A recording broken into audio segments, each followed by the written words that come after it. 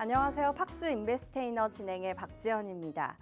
지난 금요일 미증시는 이란과 이스라엘 전쟁의 하락 마감했고 또 국제유가는 7% 급등을 했습니다. 지난 러시아가 우크라이나를 침공했던 2022년 이후 3년여 만에 가장 큰 폭으로 상승을 했는데요. 우리 국내 시장도 상승 랠리를 달리다가 지난주 금요일 중동발 이슈로 외국인의 매도세가 쏟아지면서 코스피 코스닥 하락 마감을 했습니다. 현재 우리 시장 보시면 지금 보합권에서 버텨주고 있는 모습인데요. 이란과 이스라엘의 충돌이 악화되고 있는 가운데 방산주들과 또 일부 정유와 해운주들도 지금 강세를 보이고 있습니다. 하지만 장 초반에는 강했다가 지금 현재 이 시간엔 종목별 차별화 흐름이 나타나고 있습니다. 변동성이 강한 만큼 팔로우 잘 해봐야 할 것 같고요. 또 최근에 이 새 정부 공급 확대 기대감이 반영이 되면서 지금 건설주들도 오늘도 오름세를 나타내고 있습니다. 네, 현재 코스피 시장 보시면요. 지금 강보합권 0.63% 올라주고 있고요. 수급은 외국인과 기관이 팔고 있고 개인만 홀로 사주고 있는 시장입니다. 네, 코스닥도 살펴보시면요. 지금 코스닥도 똑같이 강보합권을 겨우 유지를 해주고 있네요. 반대로 외국인과 기관이 지금 코스닥은 순매수세를 보이고 있고 개인이 지금 매도세를 보여주고 있는 시장입니다. 네, 그래서 이어서 우리 또 코스피 코스닥 시가총액 10위 살펴보면요.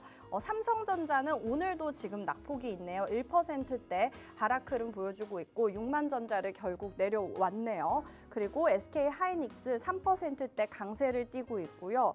그리고 오늘은 또 방산주들과 건설주들이 지금 강세를 보이고 있는데 한화 에어로스페이스 지금 2%대 강세를 보여주고 96만 8천 원대를 지켜주고 있네요. 자, 그리고 또 오늘 자동차주들은 조정을 받고 있는 상황이고요. 또 두산 에너빌리티는 오늘 5%대 건설주들의 상승세에 힘입어서 지금 강세를 보이고 있습니다.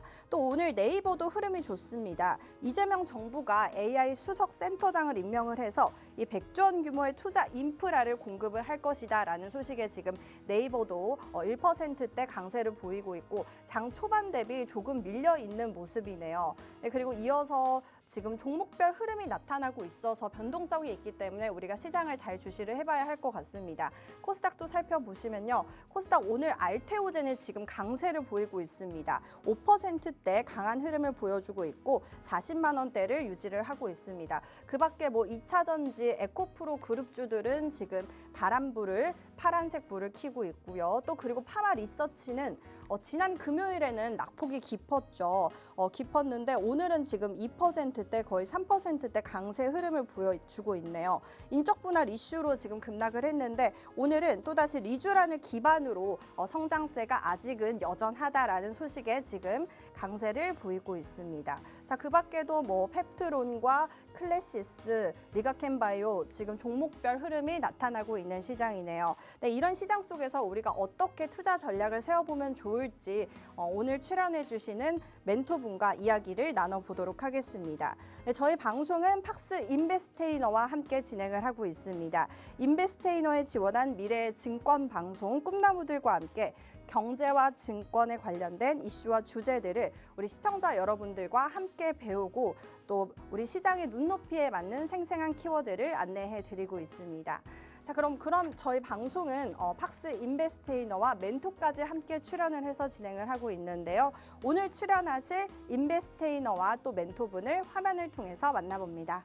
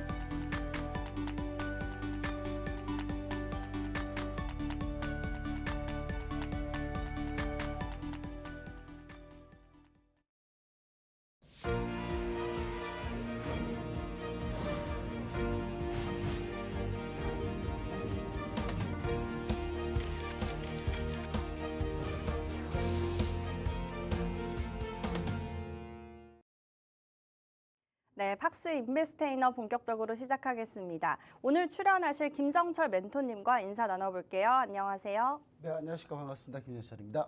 네, 오늘 지금 국내 시장 전력과 방산주들이 강세를 띠고 있는데 오늘 시장 멘토님 어떻게 보실까요? 일단 뭐 전력, 방산, 그다음에 네. 원전까지도 같이 원전. 이제 가고 있는데 네. 중요한 이제 각자 이슈들이 있습니다. 이제 전력 같은 경우는 이제 사실 지난 주말에 무슨 이슈가 나왔냐면 이제 지난달 미국 전력 변압기 수출이 상당히 많이 큰 폭으로 늘었다는 소식 때문에 전력 변압 관련주들이 이제 많이 올라왔는데요. 대표적으로 이제 LS 같은 경우가 LS 일렉트릭이 미국에서 가장 많이 팔고 있거든요. 그래서 LS 일렉트릭 같은 경우가 한 시장에서 지금 한 8% 정도 급등하고 있는 상태고요. LS 일렉트릭이 미국의 데이터 센터 쪽에 많이 납품이 됩니다. 그래서 네. 이 LS 일렉트릭이 이제 가장 높은 상승률을 현재 기록하고 있는 거고요. 그다음에 HD 현대 일렉트릭도 마찬가지로 현재 상황이 상당히 좋습니다. 그다음에 네, HD 일렉트릭 6%에서 7% 정도 현재 왔다 갔다 하고 있고요.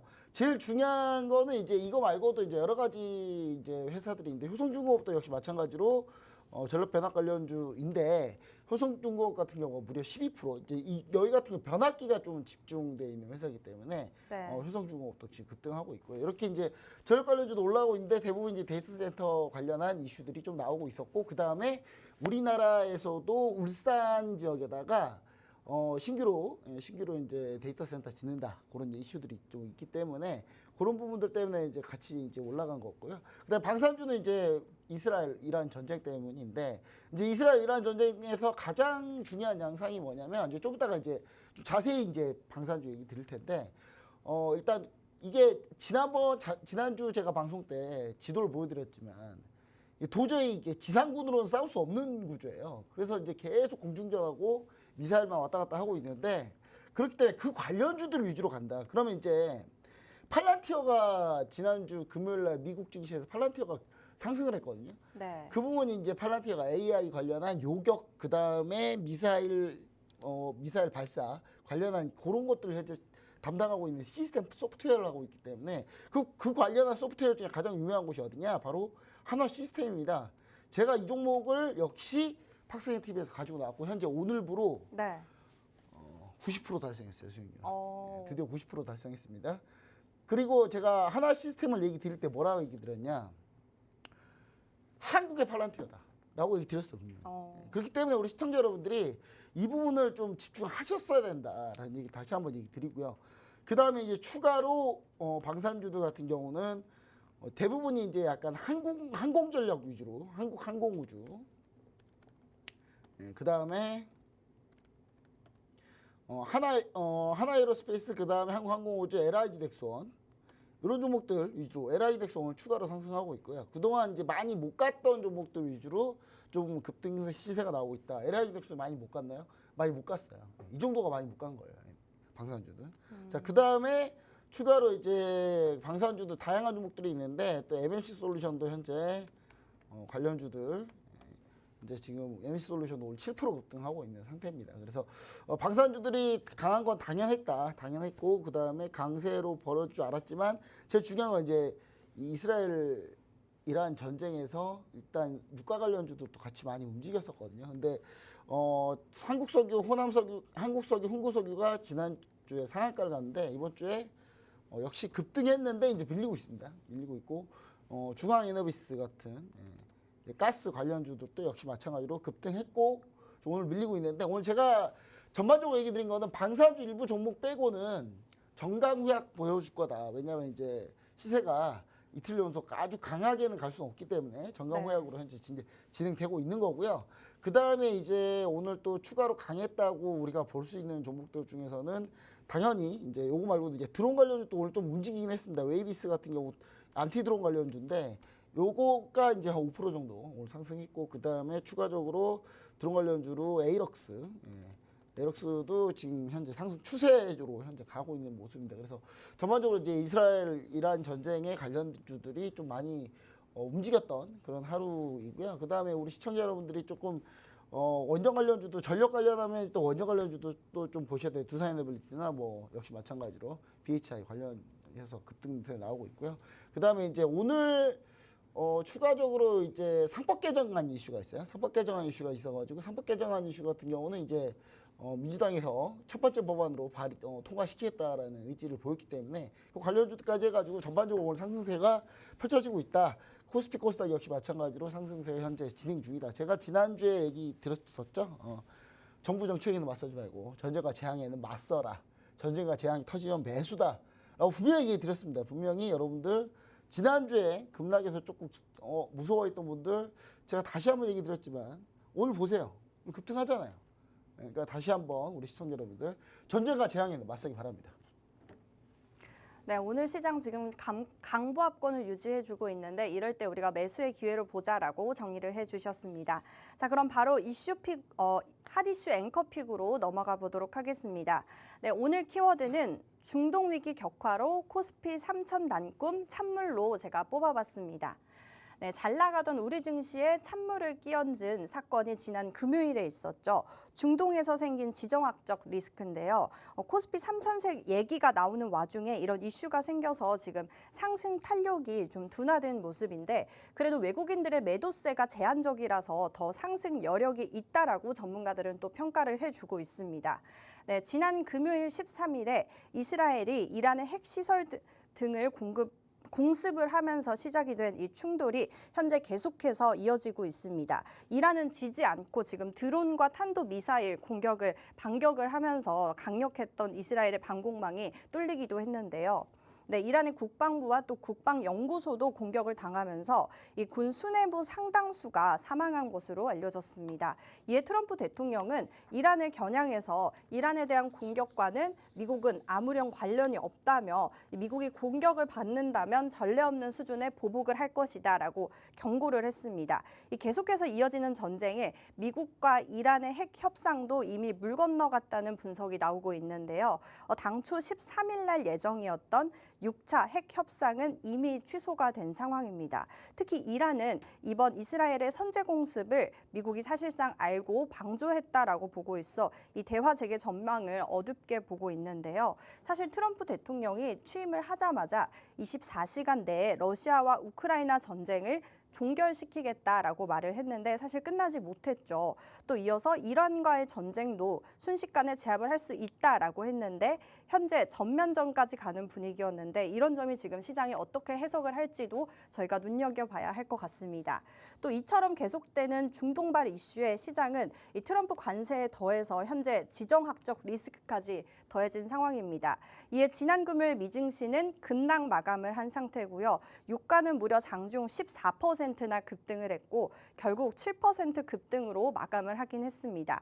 여기서 우리 국내 주식으로 보면 이 아무래도 중동발 이슈는 유가와 또 방산, 드론 관련주들이 연관이 있는데요. 이 전쟁이 종결이 된다면 가장 베스트겠지만 계속해서 이어지고 있는 가운데 유가와 또 방산 관련주에 대해서 우리가 투자할 만한 종목들이 어떤 게 있는지 지금 멘토님과 한번 이야기를 나눠보도록 하겠습니다. 네, 김정철 멘토님. 네. 지금 방산주는 계속해서 꾸준히 높은 상승률을 또 내고 계시잖아요. 네. 네, 이번 중동발 이슈로 인해서 방산주 전망 혹시 어떻게 보실까요? 뭐 당연히 더 잘 되겠죠. 더 네. 잘 되겠는데 이제 중요한 포인트가 이제 뭐냐면 아까 얘기도 주셨는데 핵 협상 날짜가 좀 잘못됐는데 원래 미국이 원했던 건 12일이고요. 네.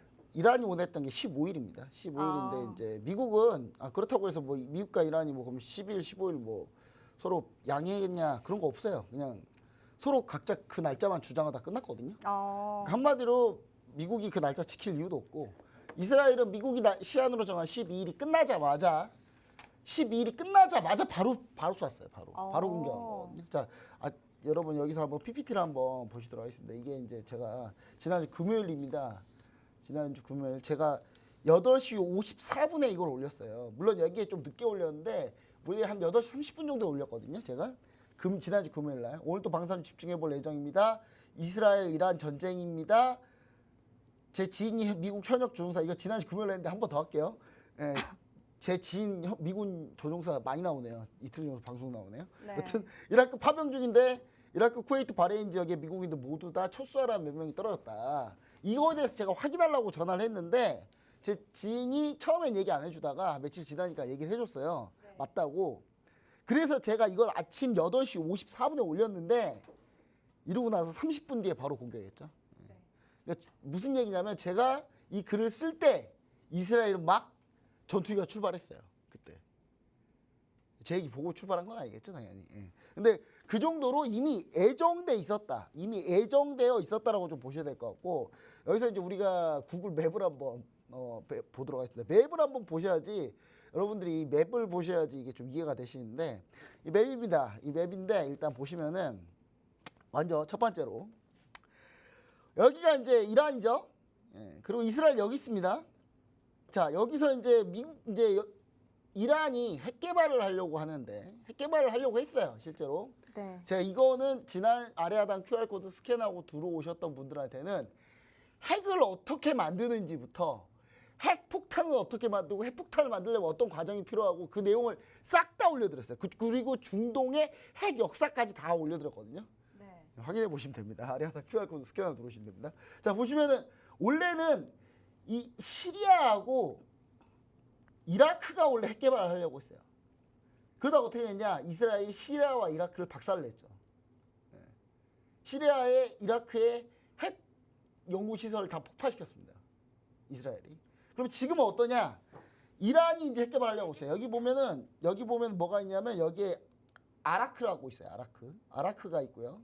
아라고 써놓을게요, 제가. 그리고 여기에는 뭐가 있냐면 여기에 나탄즈. 그 다음에 포르도르 여기 있거든요.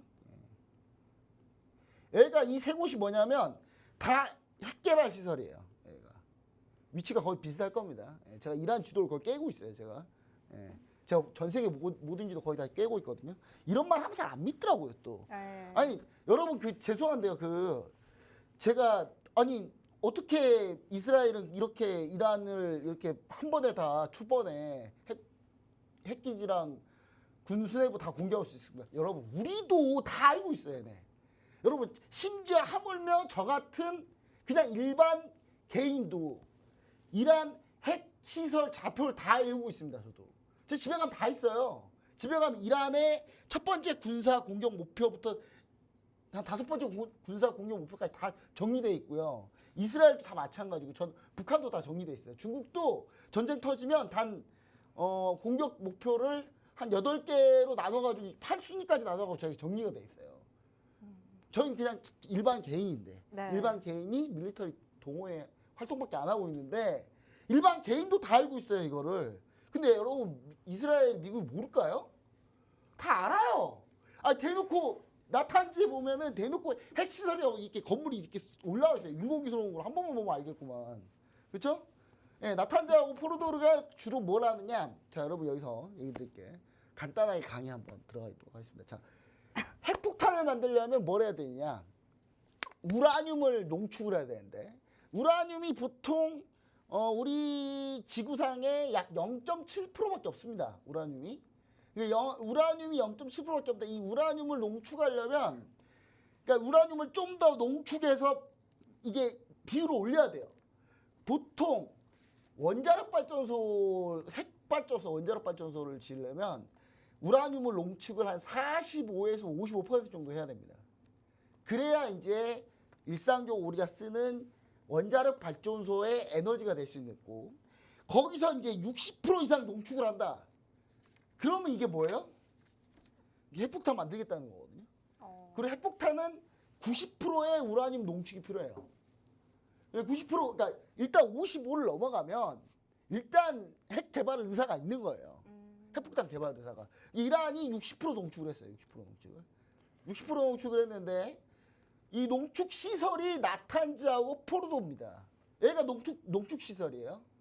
그리고 아라크가 중수로가 있어요. 그러니까 핵폭탄을 만들려면 농축을 한 다음에 그걸 중수로 해서 돌려야 돼요. 그럼 중수로가 아라크에 있고 그러니까 요 세 곳이 주요 타겟 플러스 테헤란. 이렇게 보시면 되거든요. 테헤란 수도에는 이제 정부 주요 인사들이 있으니까. 그렇기 때문에 이제 초반에 여기 타격은 뭐 당연한 거였는데 도대체 그러면 왜 이란이 초반에 이렇게 많이 쉽게 무너졌느냐? 그러니까 이게 주식하고 뭔 상관이네. 결국 상관이 있어요. 그러니까 쭉 빌드업 할 테니까 잘 따라오세요. 자, 왜 상관이 있느냐? 상관이 있을 수밖에 없는 게 이 이란 같은 경우는 일단 이렇게 주요 인사들이 모여있다가 한 번에 죽었던 이유가 뭐냐면 이미 이스라엘에서 이스라엘 유명한 정보 공작 부대 모사드라고 있습니다. 모사드. 모사드가 수십 년 전부터 이란에 들어가 있었어요. 전부 다. 네. 그래서 전쟁이 터지기 직전에 모사드 부대원들이 활동을 하기 시작하면서 이란 방공망 여기 모든 방공망을 다 박살을 내고 테헤란 방공망 다 박살을 냈어요. 어떤 식으로? 지난번 우크라이나가 러시아 군용 전술기 다 폭파시킬 때랑 똑같은 형태로 미리 들어가서 이란 고속도로 타고 차로 이동해가지고 트럭에다가 드론 수백 대 싣고 그걸로 날려고 폭파시키고. 그러니까 이란이 바보야 바보. 이란이. 그런 것도 모르고 그렇게 다 잠입해 있었다는 거죠. 거기서 당한 겁니다. 거기서 당한 거고요.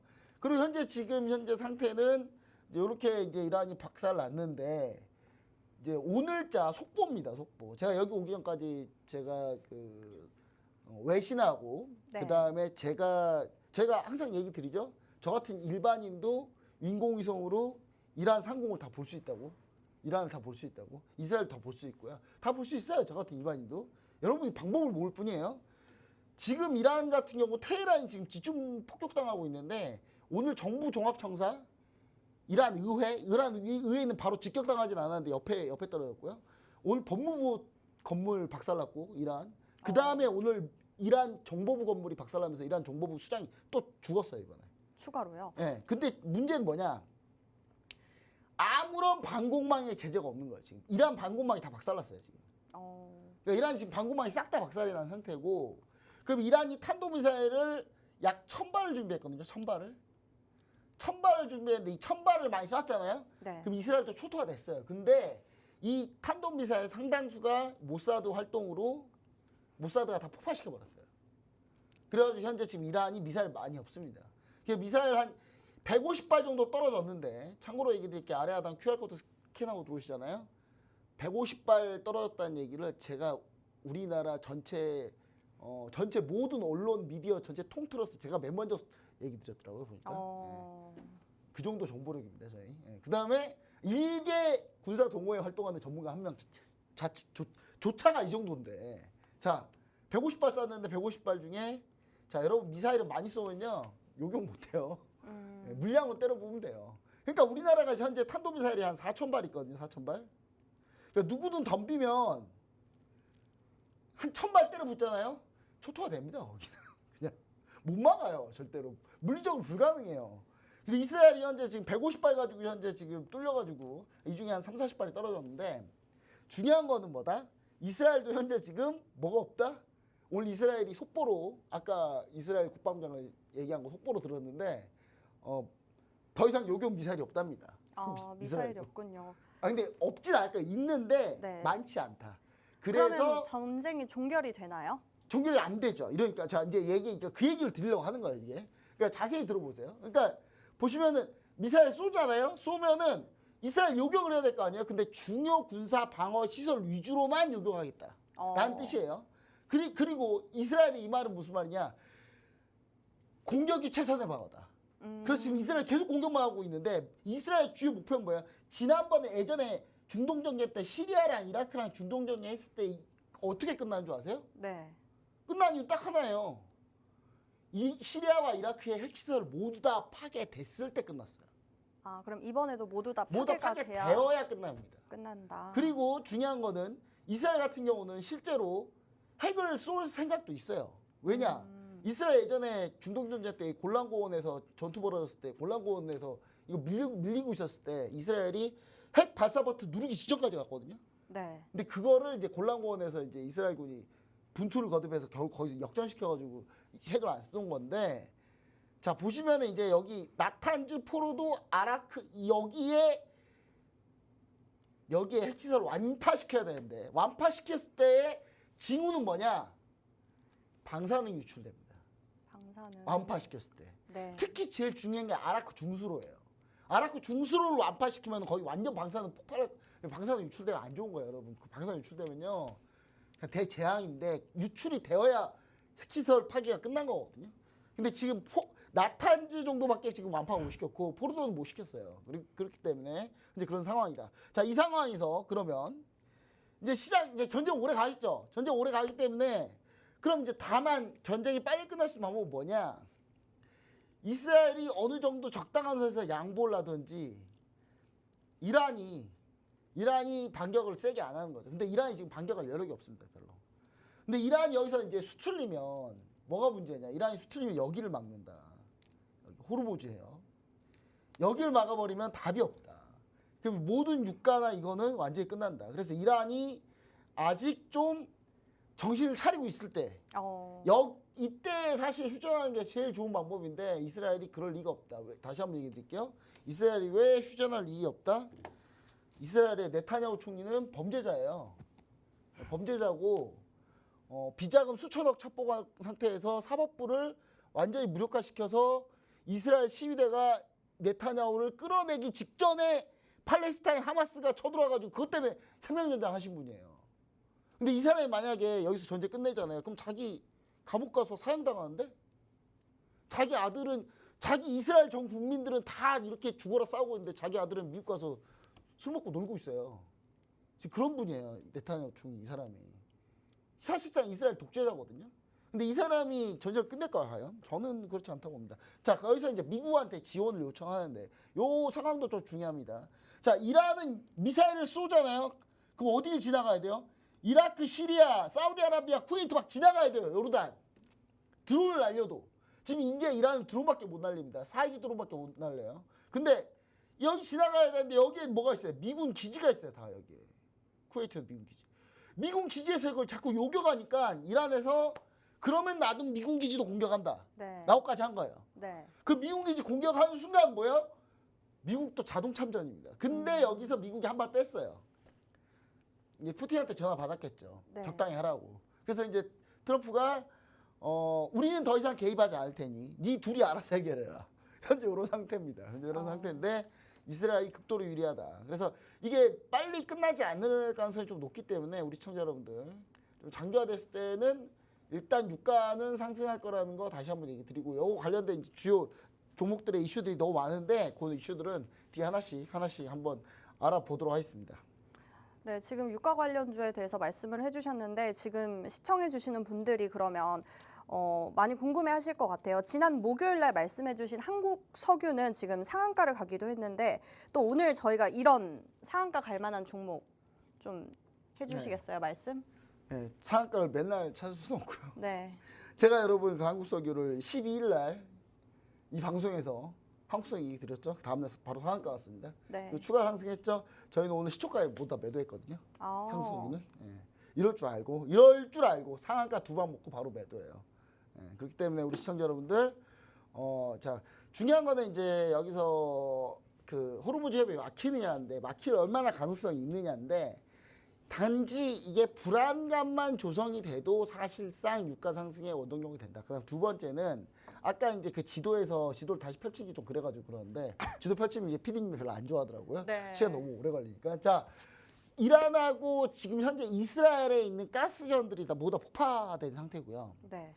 그 다음에 이란의 석유전도 지금 현재 폭파된 상태이기 때문에 기본적으로 공급량 자체는 줄었다. 공급량 자체는 줄었기 때문에 이 부분이 분명히 유가에 영향이 있다라는 부분을 좀 얘기 드리고요. 그럼 전반적으로 어떤 종목들이 안 좋냐? 일단 대한항공 같은 종목은 당연히 안 좋겠죠. 대한항공 급락하는 이유가 뭡니까? 전쟁 나서 급락하는 거예요. 항공료가 비싸거든요. 여러분 항공료는 일반 휘발유를 엄청나게 압착해가지고 만든 거예요. 그렇기 때문에 엄청 비싸요. 항공유. 근데 엄청 많이 먹고. 근데 항공유가 현재 지금 항공뉴스는 대한항공 지금 밀리고 있고, 그 다음에 이제 여행 관련, 카지노 관련 이런 것도 이제 당연히 다 비행값이 오를 거기 때문에 뭐 잘 될 리는 없겠죠. 대표적으로 파라다이스를 좀 보시면 약간 좀 결은 다르긴 합니다만 카지노 관련주인데 한참 상승세 잘 올라가고 있다가 지금 못 올라가고 있죠. 네. 이런 것도 다 이제 이런 이슈 때문이다. 그래서 이런 쪽 종목은 좀 당분간은 좀 안 봐도 된다. 안 봐도 되고요. 중국의 이번 주 금요일날 LPR 금리 발표가 있는데 그거 보더라도 그 보기 전까지도 뭐 잠깐 쉬어도 된다. 다만 많이 밀리진 않을 거다라는 얘기 다시 한번 드리고, 그 다음에 유가 관련주 뭐 오늘 이제 상승률 상위 쪽 보시면은 유가 관련주가 되게 많았거든요. 되게 많았는데 지금 현재 뭘로 다 교체됐냐면 흥구석유, 한국석유 뭐 이런 거 빼고는 뭐 GNC 에너지 가스 관련주구나. GNC 에너지 오늘 첫 급등 나왔는데 가스전 폭파된 것 때문에 차라리 이런 게 좀 더 낫다. GNC 에너지나 이런 것들 조금 더 낫다. 가스 관련주들 차라리 좀 이런 게 좀 더 낫고 나머지는 일단 한 템포 좀 쉴 거다라는 거 좀 다시 한번 얘기 드리고요. 근데 나머지 종목들은 지금 오늘 오히려 바이오가 더 강해요. 하키 이슈 때문에 바이오 USA 때문에 그래서 바이오나 이쪽이 좀 더 강한다 이런 얘기 좀 드리면 좋을 것 같고 마지막에 방산주인데 방산주는 그러면 앞으로 어떻게 합니까? 아직 안 오는 거 많이 있습니다. 예. 저는 개인적으로 5%를 보고 있는데요. 5%가 여러분이 5%가 하는 게 요격 미사일 만들거든요. 네. 요격 미사일 관성 센서 만드는데 오늘 좀 주가가 안 좋아요. 안 좋은데 이거 수자보만 들어오면 바로 올라갑니다. 바로 올라가는데 오늘 요 종목 5% 같은 경우는 차라리 여기 라인에서 모아가는 전략을 좀 보자 이렇게 좀 얘기 드리고요. 그 다음에 이거 말고도 드론 관련주도 여러분 꼭 보셔야 된다. 오늘 제이시언 시스템이 지난 금요일 급등하고 오늘 다시 다 돌리고 있는데 제이시언 시스템은 이럴 때 매수하기 딱 좋지 않나 라는 생각을 합니다. 드론 관련주도. 에이럭스도 마찬가지고 오늘 조정받고 있거든요. 에이럭스 조정받고 있는데 이럴 날이 매수한 날이다. 이렇게 좀 보시면 좋을 것 같아서 드론 관련주들 앞으로 이제 우리나라가 드론 전력 강화할 거기 때문에 이쪽을 좀 집중적으로 좀 보시는 게 좋다. 이렇게 좀 얘기 드리도록 하겠습니다. 네, 좋습니다. 유가 관련주는 우리가 지금 많이 올랐기 때문에 조금 쉬어가고 방산 관련주 조정받은 종목 중에 파이버프로와 또 드론 관련주 제이시언 시스템 이 정도 우리가 눈여겨보면 좋을 것 같다라고 해주셨습니다. 정확한 매수 매도 타점 필요하신 분들은 여기 하단에 QR코드 인식해서 들어와 주시면 되겠습니다. 자, 그럼 오늘 시장의 두 번째 이슈픽 박유리 인베스테이너 통해서 알아봅니다. 안녕하세요. 팍스 인베스테이너 박유리입니다. 시청자 여러분들과 매주 월요일 함께하고 있습니다. 팍스경제TV 팍스 인베스테이너를 통해 시청자 여러분들에게 도움이 되는 투자 정보 드리는데 최선을 다하겠습니다. 오늘 핫이슈 톡에는 글로벌 기준금리 결정 슈퍼위크 모두 동결 또는 이변인데요. 하지만 중요하게 놓치면 안 되는 이번 주 주요 일정이 있습니다. 바로 주요 국가들의 중앙은행에서 결정하는 기준금리 결정인데요. 특히 이번 주에는 기준금리 결정 이벤트가 몰려 있는 주간입니다. 자세히 한번 알아보겠습니다. 먼저 월요일에는 일본의 BOJ 통화정책 회의가 시작되는데요. 그리고 우리나라 시간 화요일 낮에 기준금리가 결정이 됩니다. 그리고 화요일에는 가장 중요한 미국 연방준비제도에서 진행하는 FOMC 회의가 시작되는데요. 그리고 미국 시간 수요일, 또 우리나라 시간 목요일 새벽 3시에 미연준의 기준금리가 결정이 됩니다. 또 글로벌 증시에서 가장 큰 영향을 미치는 미국, 중국, 일본, 영국의 기준금리가 결정이 되는 이번 주가 말 그대로 글로벌 기준금리 결정 슈퍼위크라고 할 수 있겠습니다. 그럼 이번 각 주요국들의 기준금리 결정의 예산을 한 번씩 알아보면 먼저 일본의 BOJ의 경우 기준금리 동결을 예상하고 있습니다. 최근 엔화가 상승세가 강하게 나타나고 있어 금리 인상 기조의 속도 조절을 할 것으로 보여지고 있는데요. 당장 미국과의 관세 협상에 가시적인 결과가 아직 나오지 않은 만큼 동결을 예상하고 있습니다. 그리고 미연준의 FOMC 회의가 가장 중요한데 FOMC 회의에서 지난번 파월 의장의 발언을 보면 미국 경기 지표와 물가 지표에서 의미 있는 변화가 나타나지 않으면 2분기까지 기준금리를 동결하겠다고 밝힌 만큼 이번에도 기준금리는 동결이 될 것으로 보입니다. 물론 최근 미국의 물가가 트럼프의 관세 전쟁에도 불구하고 안정적인 모습을 보이고 있는데 하지만 최근 이스라엘과 이란의 전쟁으로 유가가 급등하면서 물가 상승 우려가 높기 때문에 기준금리는 당분간 동결될 것으로 보입니다. 또 마지막으로 영국의 BOE와 중국의 LPR 금리인데 영국 중앙은행 역시도 달러와 약세 기조의 당분간 금리 인하 결정은 쉽지 않아 보이고 중국은 경기 부양책으로 최근 LPR 금리를 낮춘 상황이라 추가 인하는 하지 않을 것으로 보입니다. 글로벌 기준금리 결정 슈퍼위크 이렇게 이번 이벤트는 많지만 모두 기준금리 동결을 예상하고 있는데요. 하지만 변수는 많습니다. 최근 이스라엘과 이란의 전쟁으로 유가가 급등하면서 물가가 가파르게 상승할 경우 기준금리 인하에서 오히려 기준금리 인상으로 향후 기조가 변하는 게 아니냐는 관측도 있습니다. 특히 일본의 BOJ의 경우 최근 기준금리 인상 기조가 뚜렷한데요. 바로 멘토님들과 함께 각국의 기준금리 결정에 대한 투자 전력 자세히 알아보도록 하겠습니다. 지금까지 팍스 인베스테이너 박유리였습니다. 네, 두 번째 이슈픽 보고 왔습니다. 돌아오는 주 글로벌 기준금리 슈퍼위크라고 하는데 김정철 멘토님, 네, 미연준의 기준금리는 동결로 예상을 하고 계시다고 하셨는데 이에 따라서 우리 국내 증시 향후 전망 어떻게 보실까요? 사실 동결 안 할 수도 있죠.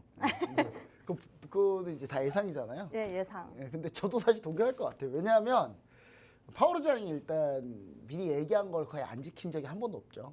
파월 의장이 2분기까지는 금리 절대 안 건들겠다라고 했거든요. 그래서 사실 2분기가 끝이 언제입니까? 이번 달이에요. 이번 달까지는 건들지 않겠다. 그리고 이제 여기서 이제 지난주 내용을 좀 보시면은 이게 이제 지난주에 이제 물가 지표를 좀 보셔야 되는데 사실 물가 지표상은 금리를 내릴 만한 상황이 왔습니다. 여기는 보시면 아시겠죠. 미국 CPI인데 미국 CPI가 예상치보다 더 낮았거든요. 이거 더 높아야 되는데 이상하게 낮아요. 이게 지금 한간에 무슨 얘기가 있냐면 트럼프가 이거 CPI 조작하고 있다. 뭐 이런 얘기가 있거든요.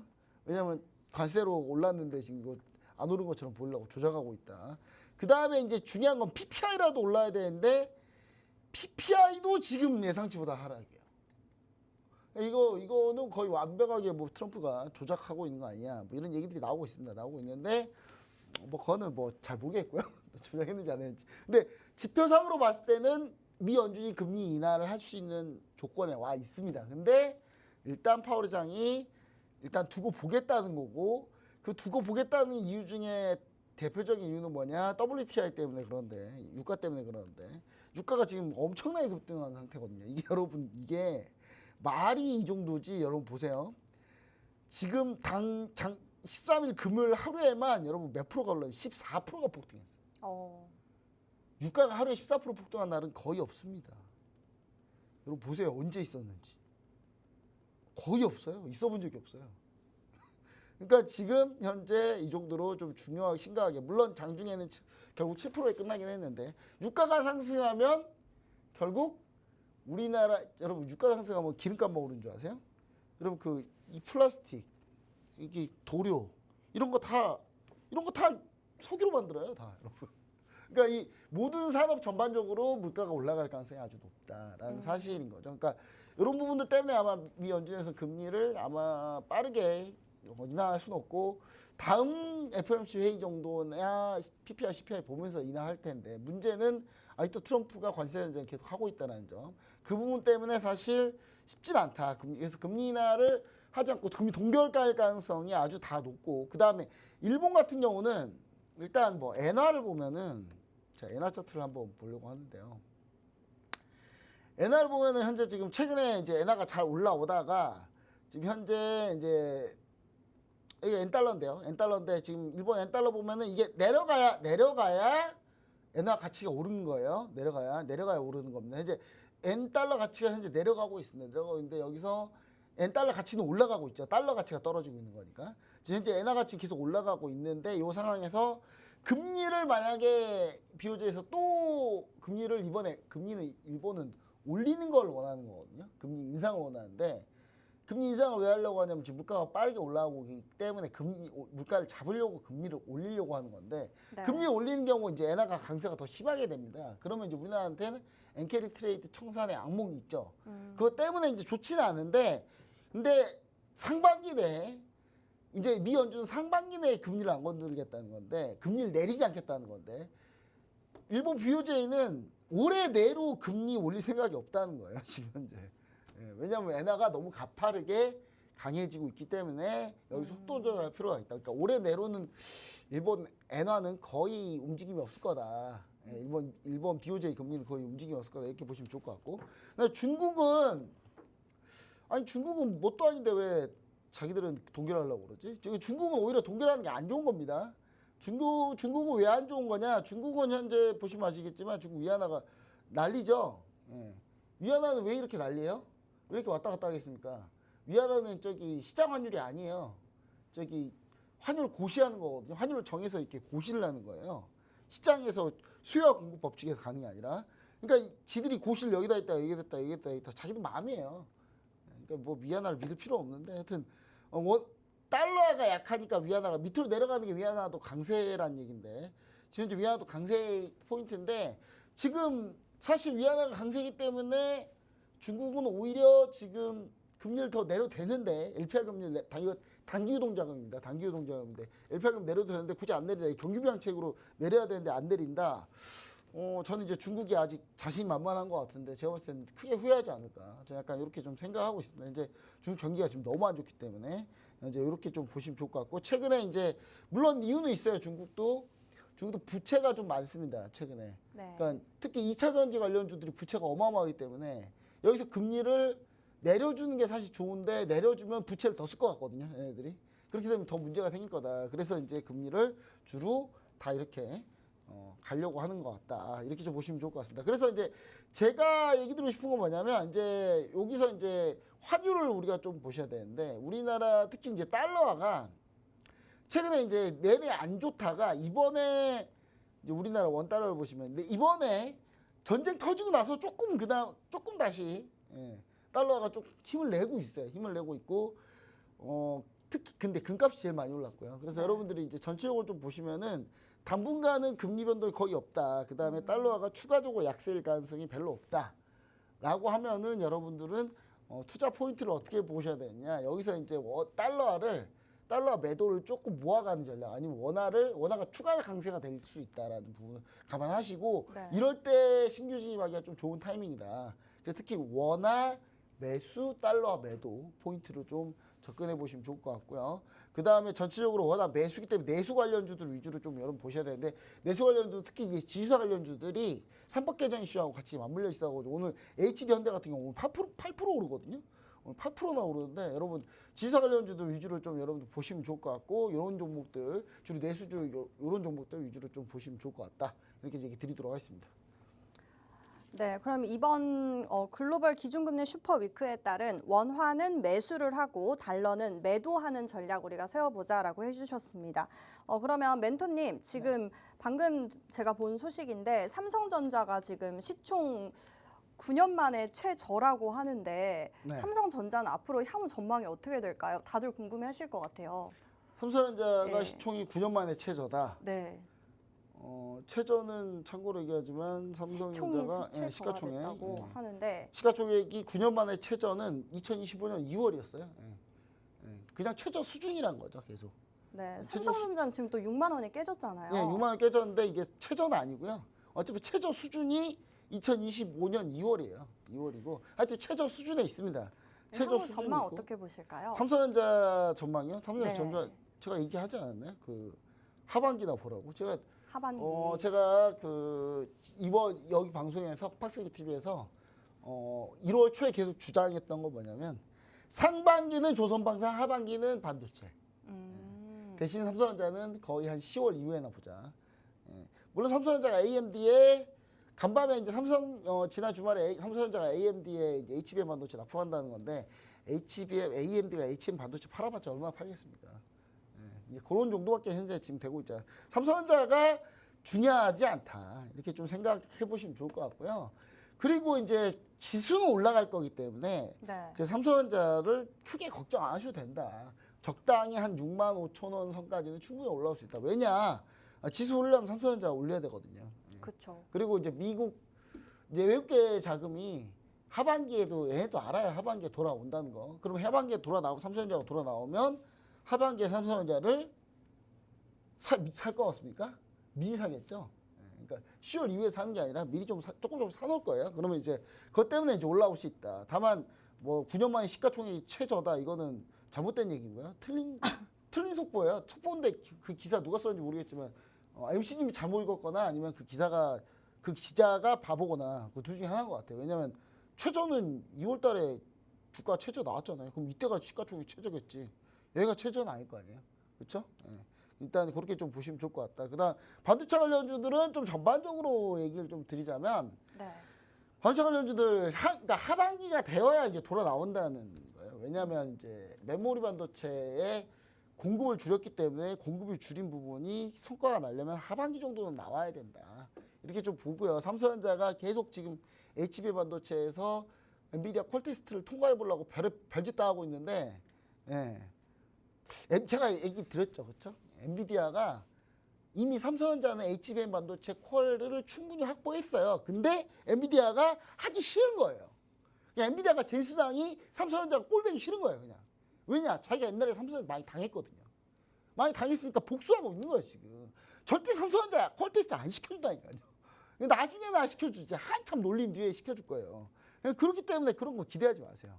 그런 거 기대하지 마시고. 그다음 오늘 삼성전자 이슈보다 더 중요한 게 지금 제약바이오입니다. 오늘 알테오젠 현재 급등하고 있고요. 리가켄바이오도 지금 올라오고 있는데 이번 주가 핫케 이슈 엄청 많습니다, 여러분. 특히 바이오 USA는 거의 무슨 기술 수출 상업적인 자리예요. 그래서 여기에서 지금 다 모여서 지금 현재 진행하고 있다. 그 다음에 뒤로 가면 갈수록 주 후반에 바이오학회가 또 있습니다. 바이오학회들이 또 있기 때문에 당뇨학회도 있고요. 다 계속 있기 때문에 우리 시청자 여러분들 비만 당뇨 치료제 관련주 오늘 D&D 파마텍이 왜 올라갔는지 한번 보세요.